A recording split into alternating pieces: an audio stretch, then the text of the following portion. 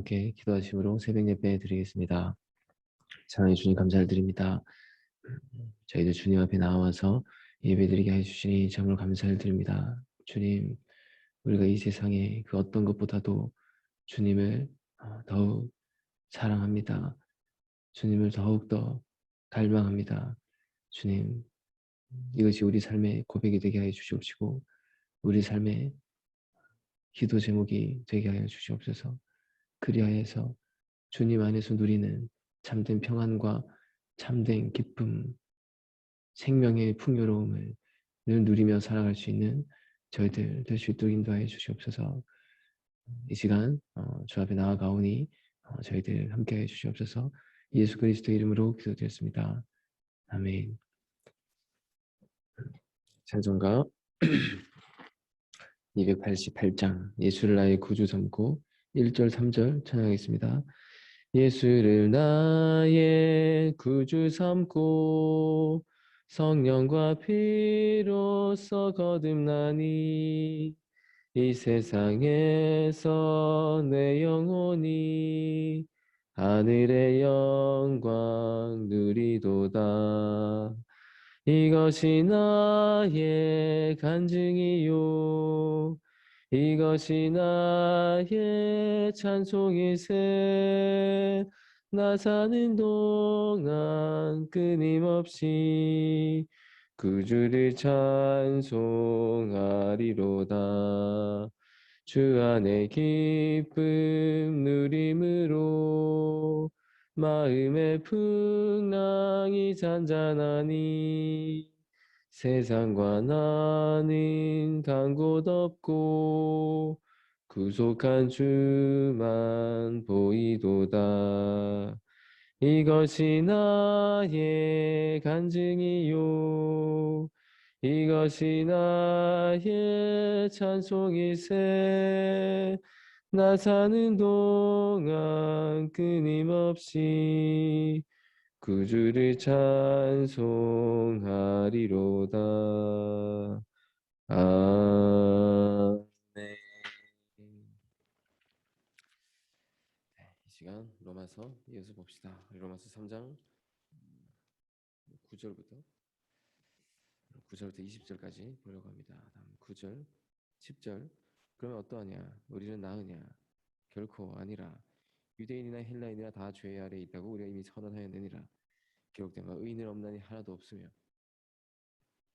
지금까지 우리는 율법을 잘 지키지 못함으로 말미암아 심지어 이방인에게까지 비난을 받는 거짓된 신앙에 대해서 우리 함께 쭉 긴 시간 보았고요. 그 이방인, 로마서 1장 이방인, 로마서 2장 유대인, 믿는 이들을 말하는 것이죠. 그리고 바울은 다시 어디로 초점을 옮겨가냐면 여기서 우리는 나으냐? 자, 여기서 우리는 누구입니까? 지금 이 로마서 읽고 있는 로마에 있는 교우들을 말하는 것이고 또한 믿는 우리 모두, 다시 말해서 복음을 아는 우리들, 크리스천들, 의롭다함을 얻은 자인 우리들은 나으냐? 우리에겐 죄가 없느냐? 자, 죄 없다 하면 하나님을 거짓말쟁이로 만드는 것이라 했습니다. 자, 구원을 받은 우리들은 성화의 길을 여전히 가고 있는 것이 아닙니까? 그 길을 가고 있고 그 도상에 있는 우리들입니다. 자, 그럼 우리는 나으냐? 결코 아니다. 자, 이 마음, 이 영적인 겸손, 이 겸손은 매우 정직한 것이라고 했습니다. 자, 이 고백 여기까지 왔습니다. 의인은 없나니 하나도 없으며.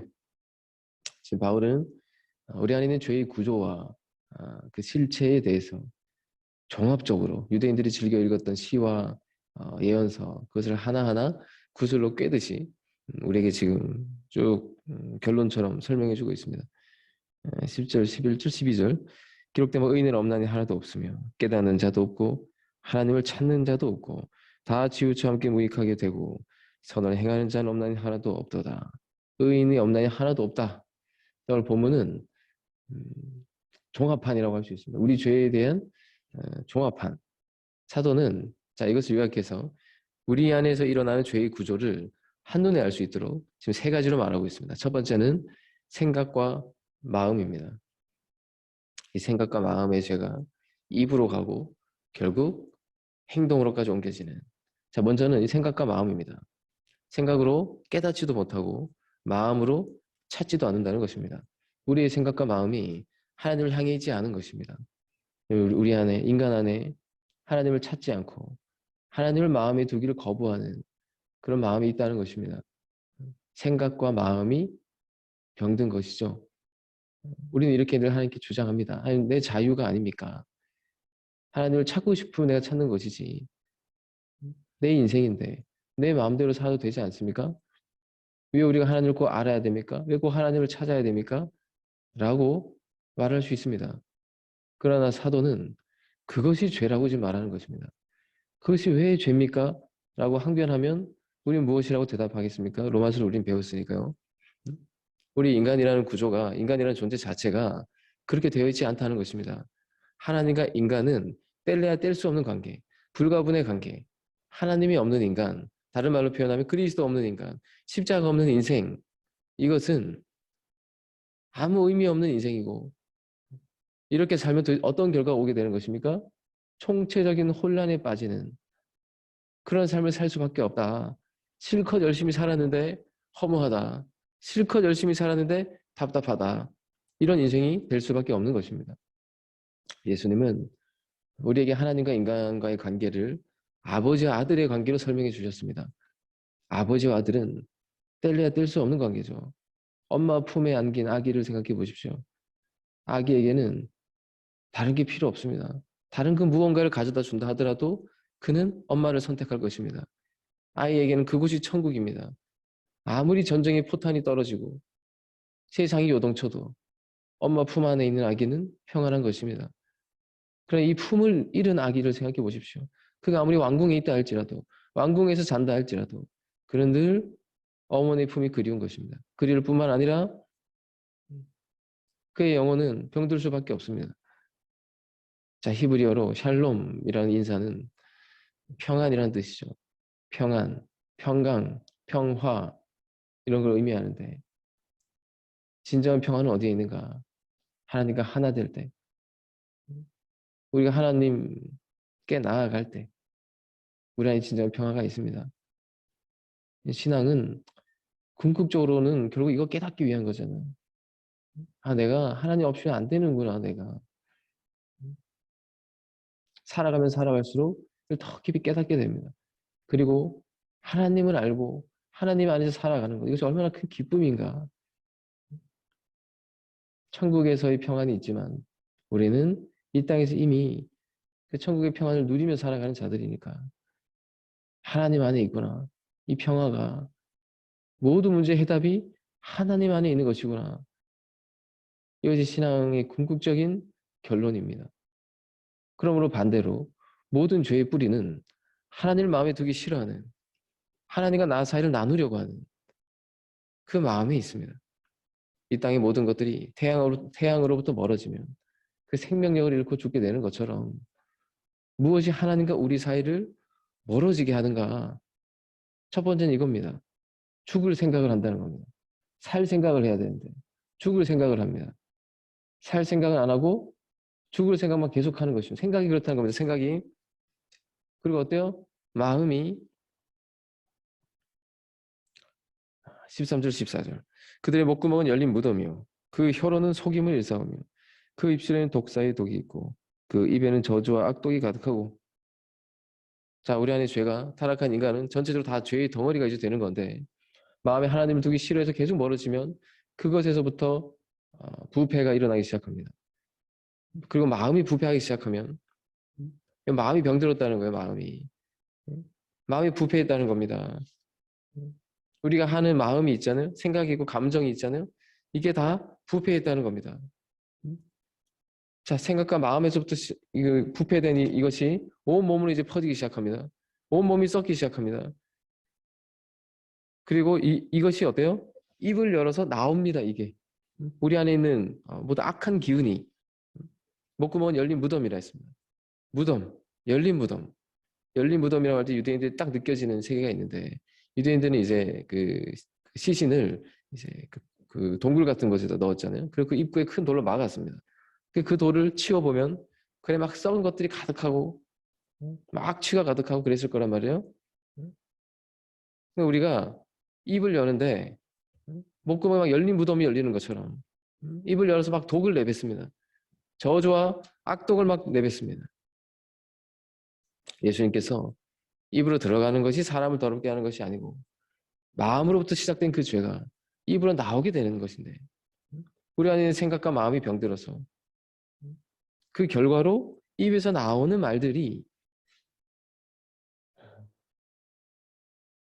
악독한 것들이 나오더라. 마치 독을 쏘는 것처럼. 그리고 15절에 그 발은 피 흘리는데 빠른지라.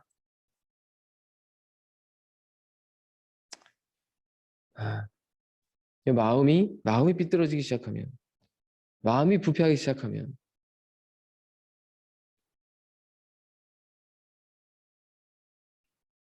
여기서부터 다 시작됩니다. 그리고 생각과 마음이 썩으면 악독한 말들이 나오고 저주의 말들이 나오기 시작합니다. 뭐 욕설이 그런 것이고, 뭐 무정한 말들, 그리고 이렇게 그렇죠. 자기를 높이는 말들, 자기 변명의 말들, 이 마음에서 목구멍에서 혀로, 그 다음은 입으로 나온다. 누가복음 16장에 부자와 나사로의 비유 잘 아시죠? 그 부자는 지옥에 갔습니다. 지옥에 가서 그가 받은 고통이 무엇입니까? 혀가 타는 고통이었습니다. 부자는 그 고통이 너무 심해서 자신의 혀에 물 한 방울만 떨어뜨려 달라고 간절히 기도했습니다. 이 부자가 누굽니까? 왜 부자입니까? 왜 이 사람을 부자로 비유했습니까? 그런 날마다 풍족한 영적인 양식을 먹고 실컷 늘 배불렀고 늘 이를 쑤시고 트림을 하면서 살았습니다. 늘 영적 양식이 풍족한 당시 유대인들, 바리새인들, 이방인들과 비교했을 때 바리새인들, 서기관들, 오늘로 치면 누굽니까? 크리스찬들, 또 우리의 모습일 수 있습니다. 넘치는 말씀의 풍요 속에서 이 전하지 않을 때, 이 전하지 않은 혀, 우리는 영혼을 구하는 데 전력을 다해야 됩니다. 가난한 자들을 먹이는 데 전력을 다해야 됩니다. 이게 가장 고통스럽더라. 15절에서 18절. 그 발은 피 흘리는데 빠른지라. 파멸과 고생이 그 길에 있어 평강의 길을 알지 못하였고 그들의 눈앞에 하나님을 두려움이 없는 일함과 같으니라. 12절에 보면 다 치우쳐 함께 무익하게 되고 이런 표현이 있는데 치우친다. 이거 뭐냐? 바로 서지 못하는 거잖아요. 이게 기울어져 있는 걸 뜻하고 무익하게 되었다. 이게 뭔가 하는데 허하게 썩어질 것만 의미 없는 이렇게 마음이 병들고 생각이 병들어서 이 모든 것들이 입으로 가고 그리고 죄가 발로 갑니다. 발은 뭐죠? 죄를 행동하는 겁니다. 죄 짓기에 빠릅니다. 나쁜 건 정말 빨리 퍼지죠. 자, 하나님을 찾지 않는 마음, 거짓된 혀, 죄를 짓는데 빠른 발. 이건 뭐죠? 생각과 언어와 행동입니다. 죄된 생각들. 그 계속하고 그런 말면 그리고 악독한 말들을 내뱉고 그리고 피 흘리는데 빠른 죄를 행하더라. 생각과 말과 행동. 자, 이 세 가지는 하나로 집약되는데 그것은 무엇인가? 불경건입니다. 교만입니다. 우리 안에 하나님을 두려워함이 없다. 그들의 눈앞에 하나님을 두려워함이 없느니라. 한마디로 심판이 있는 걸 모르는 겁니다. 죄가 얼마나 무서운 것인지를 모르는 겁니다. 하나님이 없는 삶, 하나님 없어도 된다고 하는 삶, 하나님을 무시하는 삶, 이것이 얼마나 끔찍한 심판을 부르는 삶인지 이것이 모든 인간이 처해 있는 삶의 모습입니다. 이것이 우리가 아무리 노력하고 아무리 약속하고 아무리 선전하고 아무리 정말 힘을 내서 바뀌려고 해도 아름다운 세상을 만들 수 없는 근본적인 인간에 대한 이해입니다. 너무도 정직한 이해입니다. 19절에서 20절 우리가 알거니와 무릇 율법이 말하는 바는 율법 아래에 있는 자들에게 말하는 것이니 이는 모든 입을 막고 온 세상으로 하나님의 심판 아래에 있게 하려 함이라. 그러므로 율법의 행위로 그의 앞에 의롭다 하심을 얻을 육체가 없나니 율법으로는 죄를 깨달음이니라. 자, 그럼 봅시다. 그나마 가장 희망이 있는 자들이 누굽니까? 하나님의 말씀을 아는 자들, 율법을 아는 자들이 아니겠습니까? 자, 율법 아래에 있는 자들은 누굽니까? 우리가 알거든요. 율법이 말하는 바, 율법 아래에 있는 자들에게 말하는 것이니. 그다음 율법이 있는 이들이 얼마나 희망이 있는 것입니까? 하나님께 가까이 있고 하나님의 말씀을 아는 자들이니까 율법 아래에 있는 자들, 나는 선택을 받았고 나는 말씀을 가진 자다. 이런 생각을 가지고 있는 사람들. 근데 바울은 도리어 그 율법이, 그 말씀이 너희들 안에 죄를 더 깊이 깨닫게 하고 있지 않느냐 이렇게 말하고 있습니다. 죄에서 자유케 되는 것이 아니고 도리어 더 죄를 깨닫게 되더라. 이 답답함이 우리 안에 있는 것이죠. 율법은 죄를 깨닫게 해주기도 하고 어느 정도 죄를 억제해주게 하는 효과도 있지만 그러나 그것만으로 우리가 온전히 구원에 이룰 수는 없는 것이 아니냐. 말씀대로 살 수 없는 나임을 인정해야 되는 것이 아니냐. 율법은 오히려 모든 입을 막는다고 했습니다. 이 너도 정직한 고백입니다.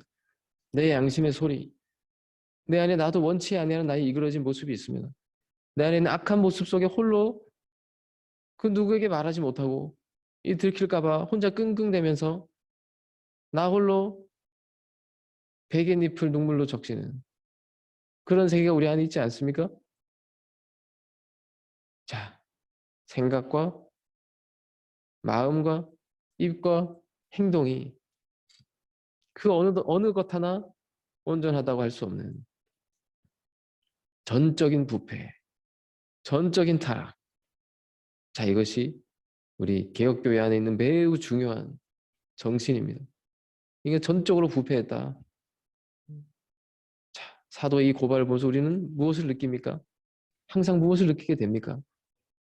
주의 은혜가 얼마나 감사한 건지. 주의 은혜가 아니면 살 수 없는 우리구나. 인간의 힘과 능력으로는 내가 설 수 없구나. 바울은 7장에 오라 나를 공고한 사람이로다.